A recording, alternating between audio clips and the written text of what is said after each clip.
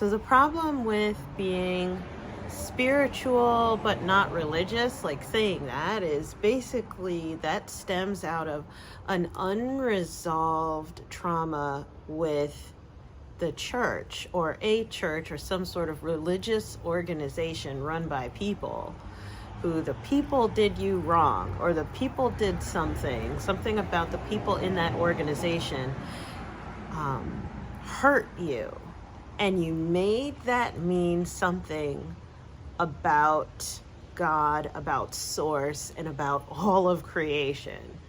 And so to distance yourself from that wound, you made that about, I can't be religious.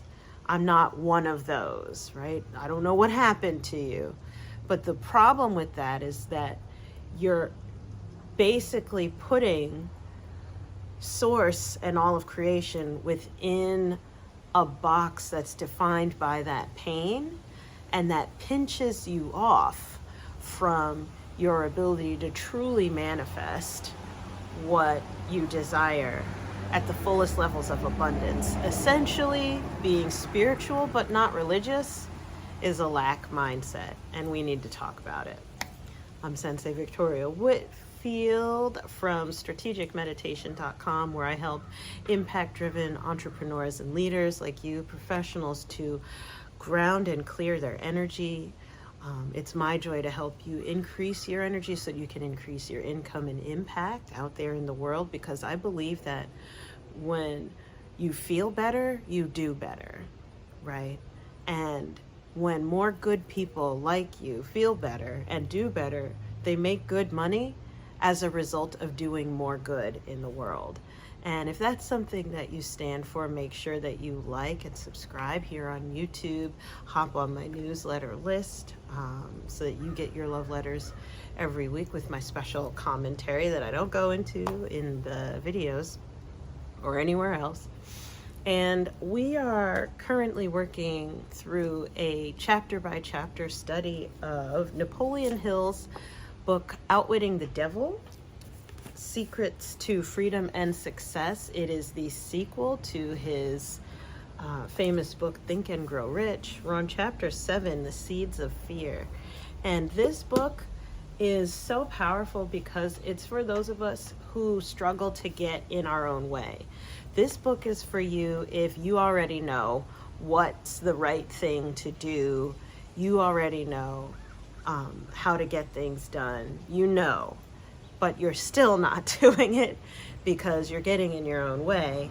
That's what Napoleon Hill calls the devil on our shoulder, right? So the angel and the devil on our shoulder. The angel cheers us on. The devil on our shoulder says, no, you can't, for whatever reason. So this book is to really help out with that guy and move past getting in our own way. I'm sitting on the front porch on the swing. Yeah. Here at my mansion, where I see all my private clients, where they come for one-on-one Reiki treatments, meditation, energy clearings. If you want yours, just go ahead and type clearing in the comments below. I'll reach out to you. Or you can find me at victoriawhitfield.com/contact to hop on my calendar. So let's talk about being spiritual but not religious. This is when we are in the seeking phase, right? After we've been disappointed or outright attacked or harmed, let down, brought some sort of pain by a religious person, place, thing, organization. But at the same time, because we are spiritual beings having a physical experience, we just can't seem to shake the sacredness, that connection to the light, to the divine. So we're spiritual, but not religious, to distance ourselves from religious trauma, essentially. And my spirit guides told me to bring this up today in particular, because it's time for you to take back what it means to be religious. That the word being religious has nothing to do with your abusers, has nothing to do with the people who hurt you, harmed you, lied to you, berated you, or messed with you or someone you care about, or whatever. The people of the church are never going to be spirit. They're never going to measure up to the source from which we all came. And the more that we're afraid of words, the more we become afraid of ourselves. And be kind to yourself if it's been a long time coming, being spiritual but not religious. Like, that's what you say, right? To go along, to get along, to make sure that, you know, you don't appear harmful to others because of the harm that you have received or you've witnessed enacted by religious people and institutions. But if we even just go back to the actual dictionary definition of what it means to be religious, you'd be surprised to find out that, so we're going to Merriam-Webster's, religious as an adjective means devotion to an acknowledged ultimate reality or deity. Okay?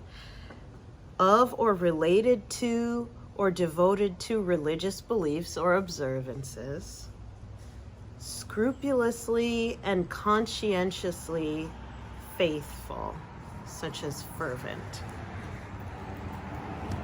Devoted and faithful is essentially what the dictionary definition of the word religious. It doesn't necessarily mean Christian or Catholic. It doesn't necessarily mean Hindu or Jewish. It doesn't necessarily mean one certain cult or culture of beliefs. It is a state of being. It is a descriptor. It is in and of itself is not a certain set of beliefs to be religious.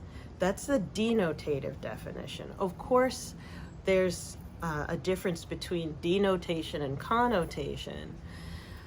If you don't know, denotation means what's the dictionary definition of what a word means. Connotation is what's the social definition of what a word means.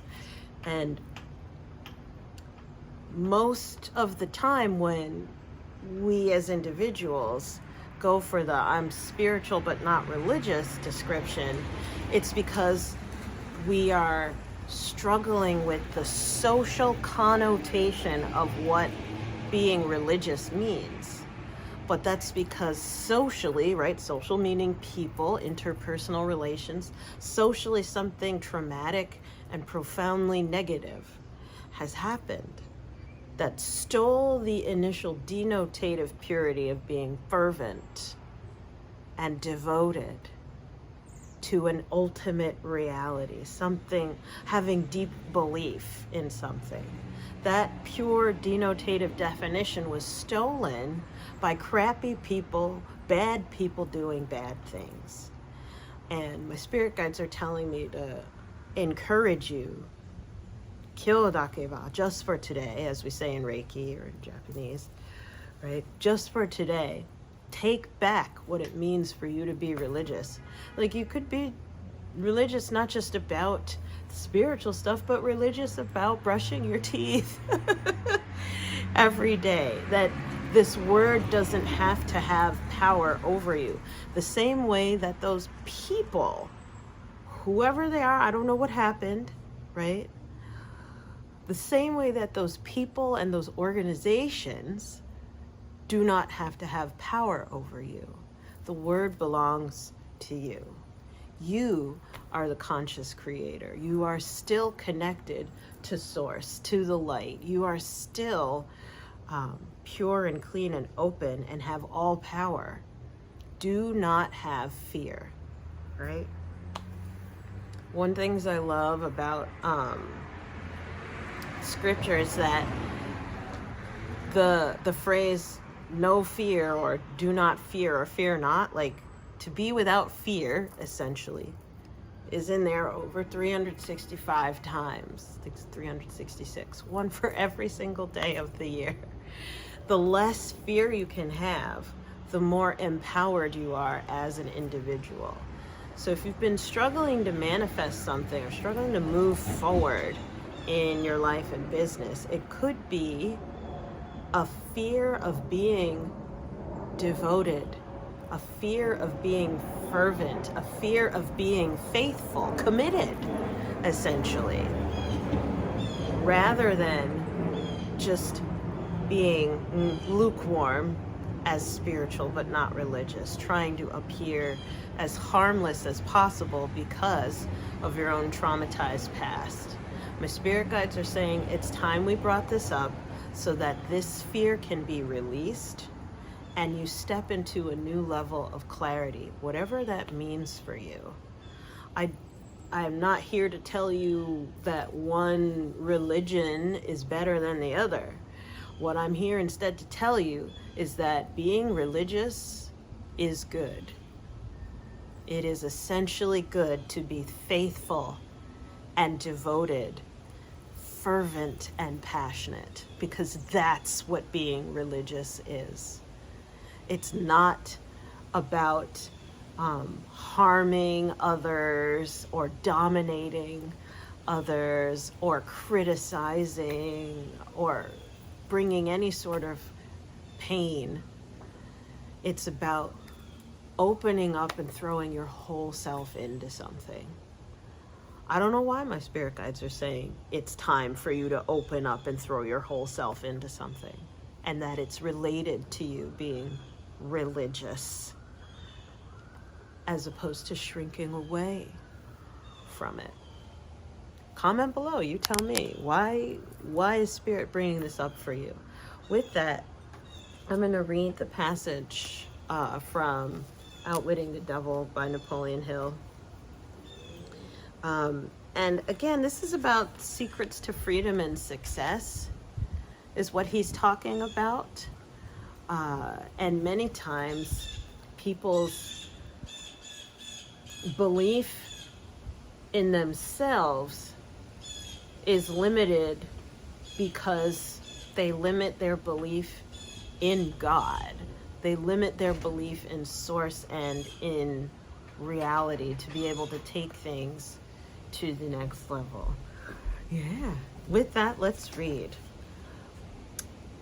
So Napoleon Hill says, I have often wondered why your opposition, and by the way, he's talking to the devil on his shoulder. So when he says your opposition, that means he's talking to the bad guy. So it means your opposition is the good guy, angel versus devil, right? So speaking to the devil, Napoleon Hill says, I've often wondered why your opposition, what we earthbound call God, does not annihilate you. Can you tell me why? The devil on his shoulder responds, because the power is as much mine as his. It is available to me. It is as available to me as to him. That is what I've been trying to get over to you. The highest power in the universe can be used for constructive purposes through what you call God, or it can be used for negative purposes through what you call the devil. And something more important still, it can be used by any human being just as effectively as by God or by the devil. Napoleon Hill responds, you make a far-reaching claim. Can you prove it? The devil on his shoulder responds, yes, but it would be better if you proved it for yourself. The devil's word is not worth much among you earthbound sinners. Neither is God's word. You fear the devil and refuse to trust your God. Therefore, you have but one source available through which you may appropriate the benefit of universal power, and that is by trusting and using your own power of thought. This is the direct road to the universal storehouse of infinite intelligence. There is no other road available to any human being.